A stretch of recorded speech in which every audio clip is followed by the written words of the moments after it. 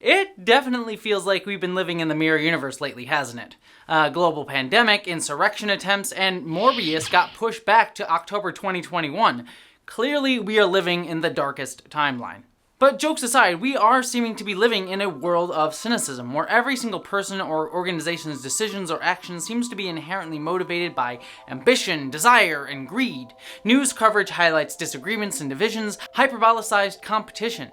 We believe that everything is motivated by a desire to manipulate, to hate, to hurt, to harm, or to take advantage of. And there's certainly a good reason why we feel this way. This past year or so has made it quite clear that many in charge don't have our best interest at heart, but more self-interest than anything else. This nigh constant disillusionment with the system and people's motivation leads to cynicism, that belief that people will always act selfishly. And that cycle perpetuates itself on down. As a 2020 study published in the Journal of Experimental Psychology discovered, quote, everyday experiences of disrespect elevated cynical beliefs and vice versa.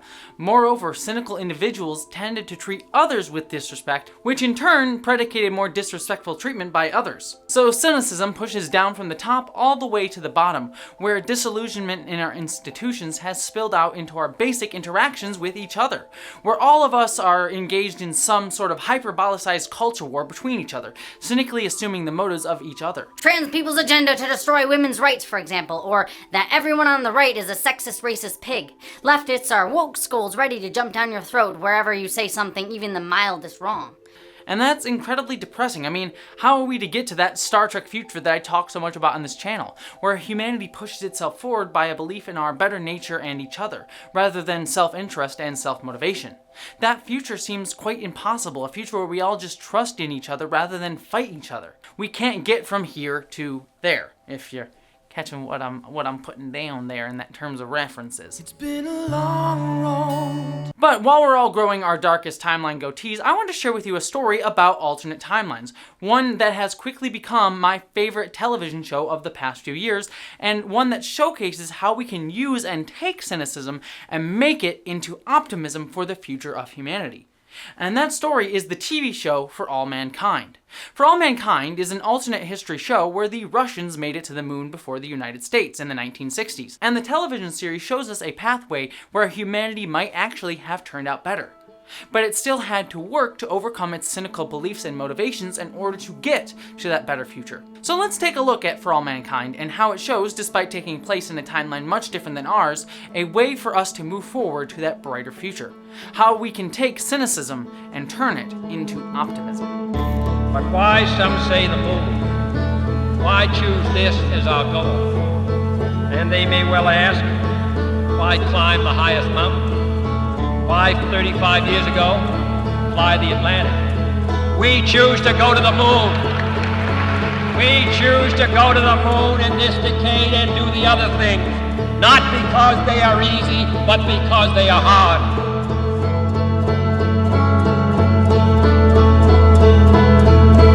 The space race between the United States and the Soviet Union back in the 1960s seemed like a moment of pure optimism for humanity. Kids who grew up during that time grew up watching astronauts continually push further and further out into space, the boundaries of the new frontier, as they called it. Pop culture works at the time, like 2001: A Space Odyssey or Star Trek, showed us a future where humanity's constant push for space exploration led to an explosion of technology and discovery. All I ask is a tall ship and a star to steer by. You could feel the wind at your back in those days. The sounds of the sea beneath you. And even if you take away the wind and the water, it's still the same. The ship is yours. You can feel her. And the stars are still there, Bones. Showing that humanity's drive to push ourselves, to make ourselves better, was epitomized in our journey to go into space. As For All Mankind creator Ronald D, who is also the creator of the cynical Battlestar Galactica and a writer for the optimistic Star Trek The Next Generation, stated, I was growing up watching the space program in the 70s. I thought it was gonna go places. I thought it was gonna go much bigger than it did.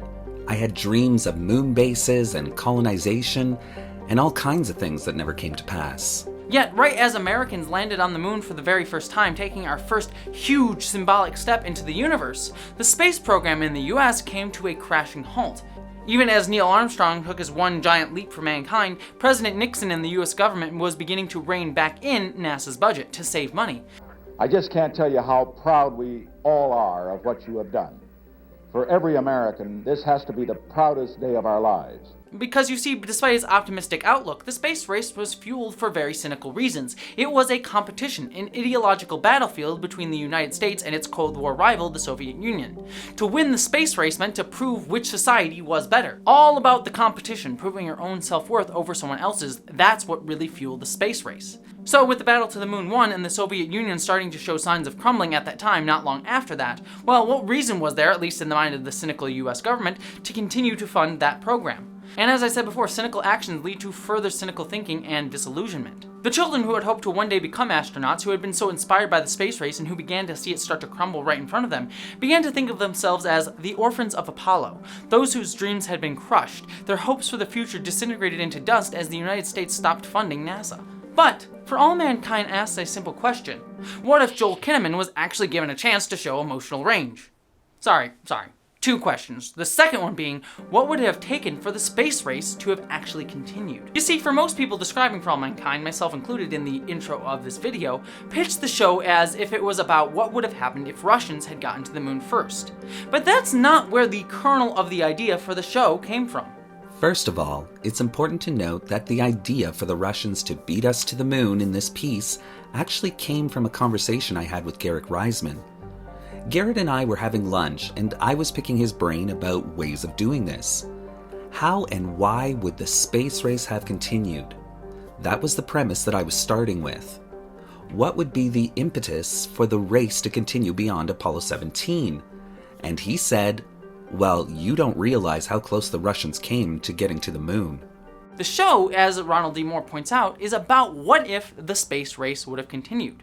And the way for that to have happened, what would have had to happen for the space race to have continued beyond what it did in the real world, would have been if the Russians had beaten the United States to the moon. It's basically all predicated on the idea of if Soviet chief designer Sergei Korolev, who was a good politician who was able to push the Russian space program forward, had not died during a surgery. In For All Mankind's universe, one man's death was changed and an entirely new outcome occurred. The Russians make it to the moon first, and the United States is left embarrassed. And so President Nixon, never a man to just take one on the chin, decides to push further into space. The space program didn't fizzle out. Instead, the goalpost was moved. To win the space race now in this universe wasn't about getting to the moon, it was about going further, building a base, getting to Mars, going even beyond that.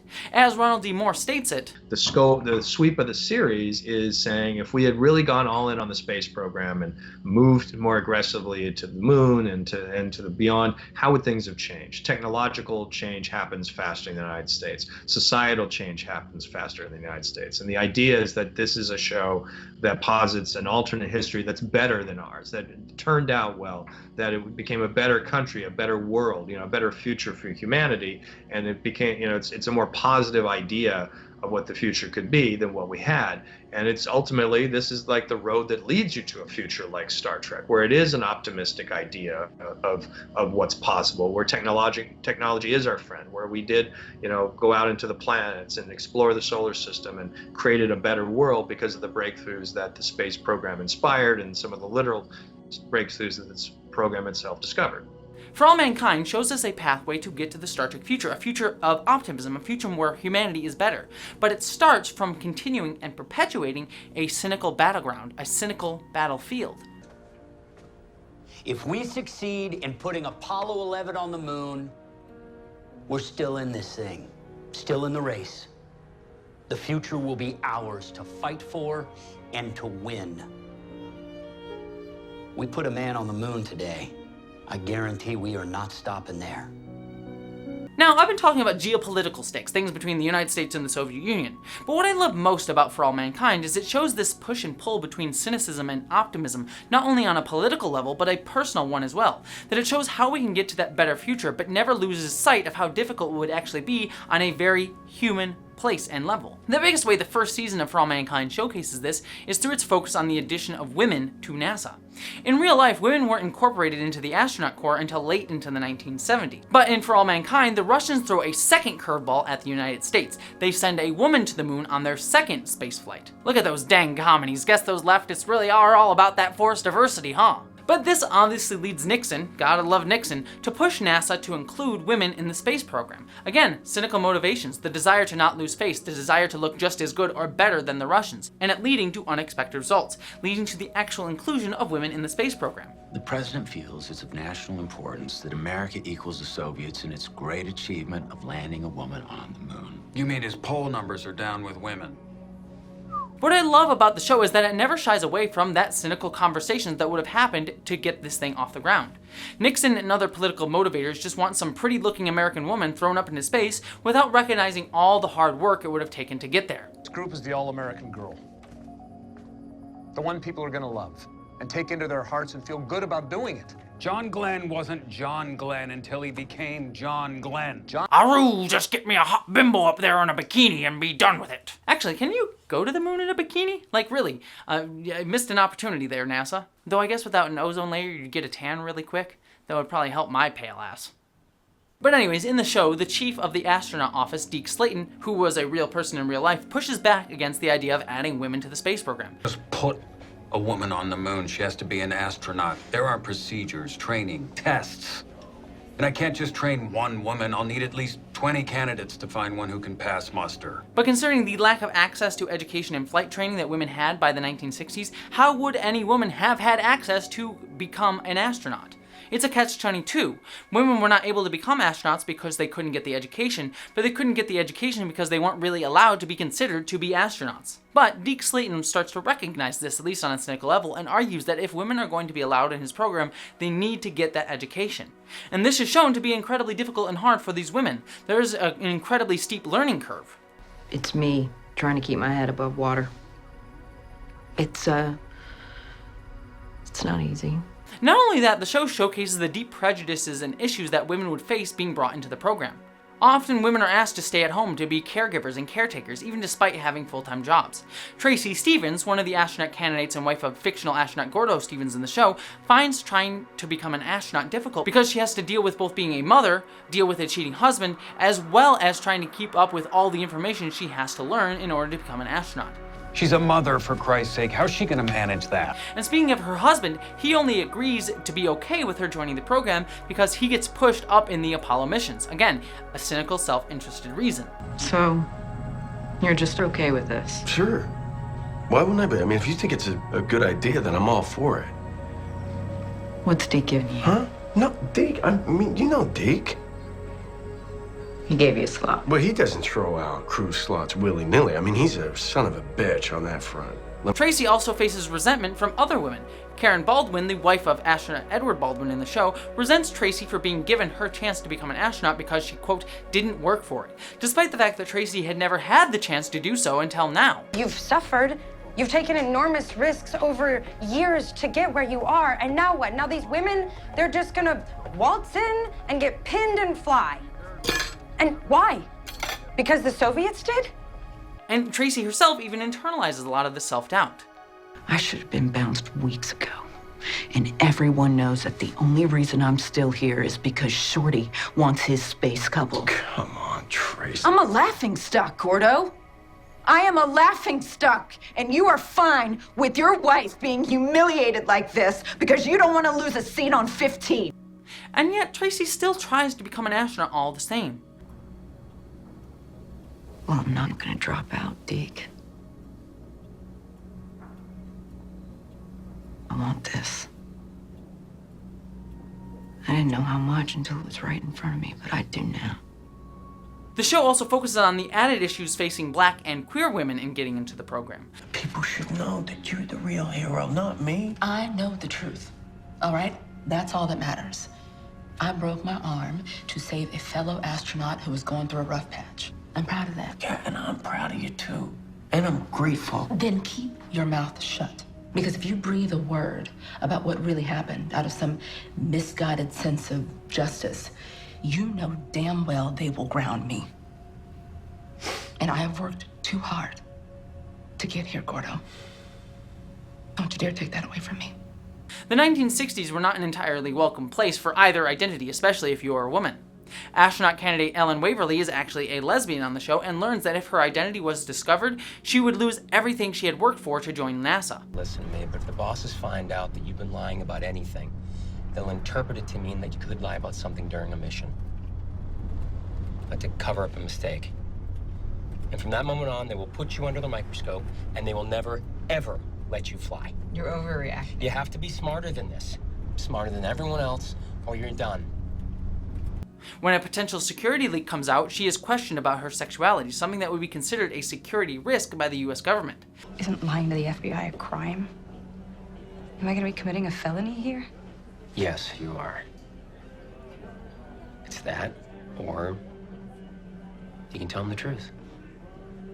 And get us both shit canned out of NASA and held up as degenerate perverts before the whole world. So she is forced to choose between her partner, her lesbian partner, and marrying a gay man as a beard in order to hide her sexuality so she can stay in the NASA program. The one time where our lesbian astronaut reveals her sexuality to a close friend, Deke Slayton, he shows signs of acceptance, then immediately pulls back. The bartender? Oh. Yeah.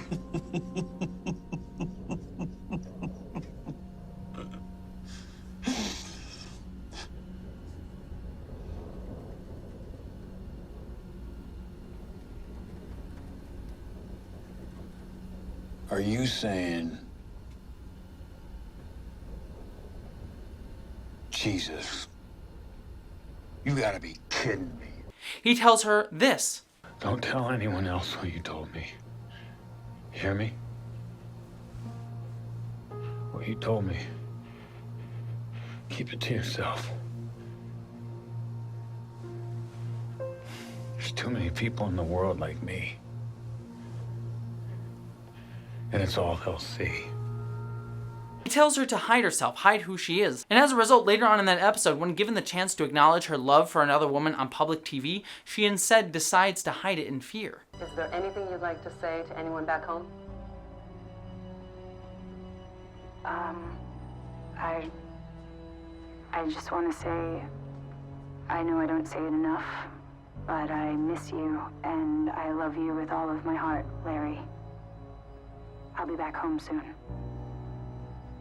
She could have been an inspiration and representation to an endless number of LGBTQ people by being one of the first queer people in space. A little hard on yourself, but when you walk into a room, people pay attention.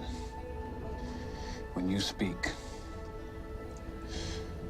people listen. But she doesn't say so because she can't.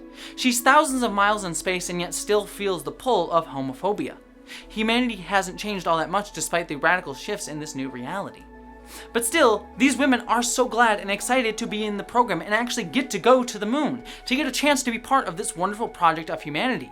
Yet regardless of the cynical reasons for adding women to the program and the hard truths about what it would take for women to join the space program, it still leads to inspiring optimism. Just as the real-life NASA of the 1960s inspired so many boys like Ronald D to become science fiction writers or join the scientists because they saw boy astronauts going into space, girls in the world of For All Mankind now had female astronauts to look up to, actual representations to see themselves into and be inspired by. That despite the reason that they are being there just being virtue signaling to push back against the Soviet Union's representation of women, the fact that women actually get to be in the program actually leads to real optimism and change despite its cynical roots. Space. We hope to see you up in space real soon. Keep on dreaming. Love, Lorraine, and Janice. Dear Miss Waverly. Dear Danielle. My favorite subject in school is science. For example, the show follows a family of Mexican immigrants who cross the border into the United States. The patriarch of the family, Octavio Rosales, begins working as a janitor at NASA in order to give his space-obsessed daughter, Alidia, who has been inspired by the space program, a chance to learn. Again, the show never shies away from the hard truths of this. Octavia even gets discovered and deported back to Mexico, showing how, despite this movement towards a better humanity, we still divide ourselves over things like citizenship and nationality. But Alida, his daughter, gets the chance to be mentored at NASA, under the wing of Margot Madison, the first woman to work in the control room in this universe. And it's important to note that Margot mentors Alida because she is a woman. There is plenty of research that shows that people choose to mentor those who remind them of themselves. It's why more men are often hired in offices and are placed in powered offices, because there are more men in higher positions who like to mentor and hire other men. So for Margot to be a woman in the control room in this universe of For All Mankind is the exact reason that Aaliyah is given the chance that she is to learn, and it leads her to be accepted into a top program, and it perpetuates itself. She then becomes an inspiring figure to other people. Aaliyah's chances are a direct result of cynical decisions, and yet she is inspired nonetheless. Cynical decisions lead to optimism, leading to better results and better humanity for people like Aaliyah. Optimism coming out of cynicism. Optimism begins to perpetuate itself just as much as cynicism does.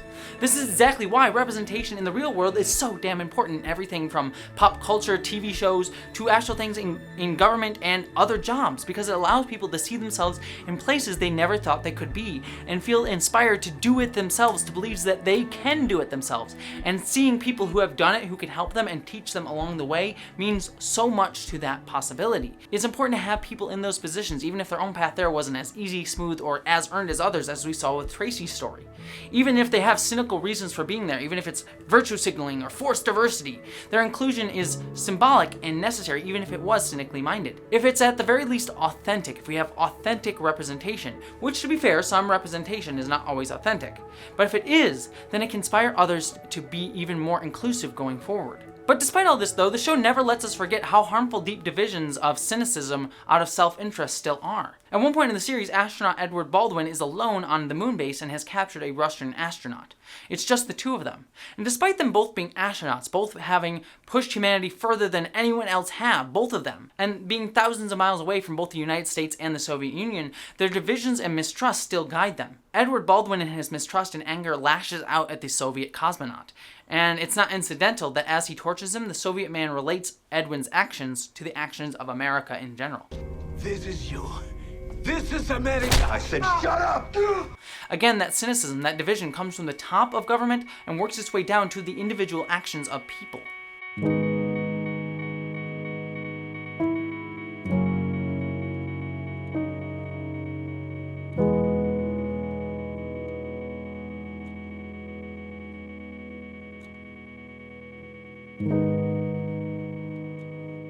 So, we see in this show, in these few examples that I've given, this pull between cynicism and optimism. That cynicism isn't completely gotten rid of, but we can use cynicism in order to have optimistic effects. You see, I joked about at the beginning of this video that we are living in the mirror universe, a dark, cynical world that seems to define our existence right now. And so we look at the alternate universe in For All Mankind, and it may seem frivolous. I mean, what's the point in looking at how another history might have turned out? What's the point of stories like this? Why do we even care about seeing the possibility of another humanity when we ourselves couldn't actually live that type of history? That's not what happened, so why do we care? Well, it's because I feel the point of alternate history stories like this one is to show us how small events, a small life, can have drastic effects down the line. Like billiard balls hitting against each other, spreading out from one action. One small event, for the better, can change the entire trajectory of a species, can spiral out into something much bigger, can lead humanity on a path out of darkness. This past year, 2020 and into 2021, has seemed insurmountably dark and depressing for many of us. It may seem like we should all be cynical, that we should all just assume the world is going down into some sort of hellhole. But there are always small moments, small billiard balls, that can take this cynical world and push it towards something better. And those billiard balls start to ricochet against each other, bounce off of each other to react off each other in a chain reaction that leads to something even bigger. I think of things like the Black Lives Matter protest this summer, or something as weird as a group of Redditors banding together to push back against predatory practices of hedge funds. I think of those things, or simply people just being kind to each other, just reacting nicely to each other, to assuming the best of each other, and believing that that push can lead towards optimistic outcomes even in the harshest, most cynical of times. That despite the fact that we are living with hard things, that those things, those events, those working together and realizing that we can believe in the best of each other rather than the worst, can take us out of this cynicism. It may seem like we are living in the darkest timeline, but For All Mankind shows us that it takes just the smallest of changes to push us in the right direction, to take moments to believe in others rather than not, to fight out of the hardships that we have right now, to use the hardships that we have right now to make ourselves better, and to just believe that even in the darkness of space, we can still find each other's light.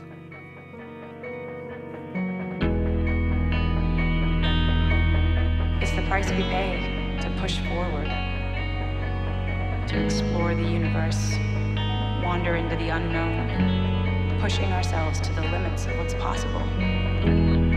Are there sacrifices that have to be made? Of course. Sacrifice is a part of any journey. Risk is our business. It's like those caravans, the wagon trains that crossed our country 100 years ago in search of a new home. A wagon train to the stars. Or the ships that sailed across the Atlantic in search of a new world. Taking on these great challenges against great odds. That's what makes us human. We choose to go to the moon in this decade and do the other thing. Not because they are easy, but because they are hard. Maybe we were meant to fight our way through, struggle, claw our way up, scratch for every inch of the way.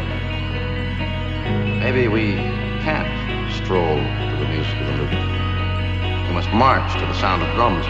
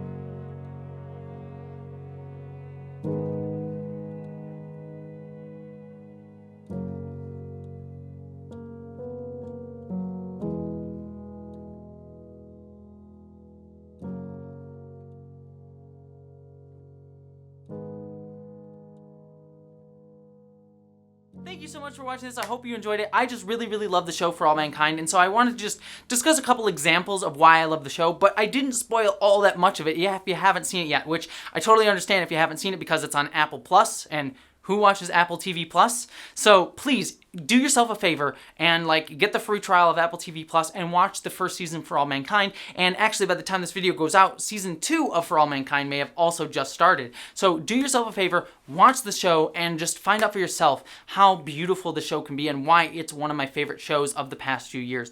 I would highly, highly recommend it to all of you.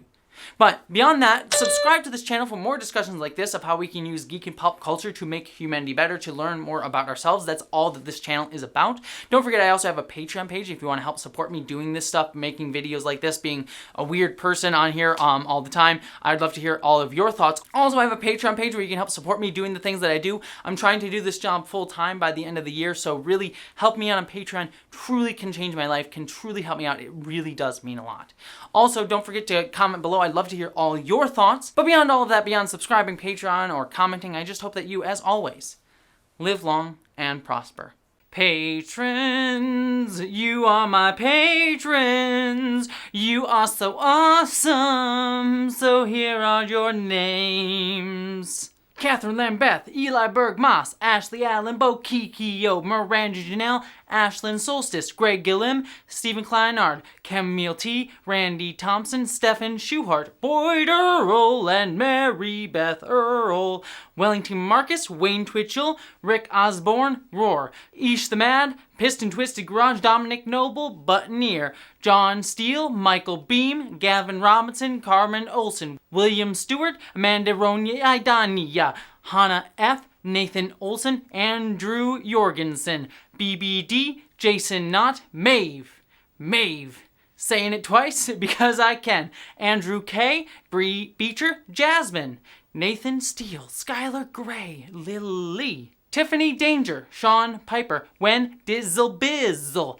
Bush, Jane Packard, Geek Filter, Mari Neckard, Jacob Tovar, Polymenia, Celestial Dawn, Jean Mithune, Sarah Bystam, Din, Mark the Edge, Corey Honkinen and Vale the Pale Dunn, Lysa, W. Randy Eady, Andrew Lamoureux, Zone 1 Librarian, and finally, Michael Hardy. I am sorry for that, but seriously, thank you so much, patrons. You really mean the world to me, and you really are changing my life, even if I may have changed your life for the worst with my singing. Thank you so much for all of your support.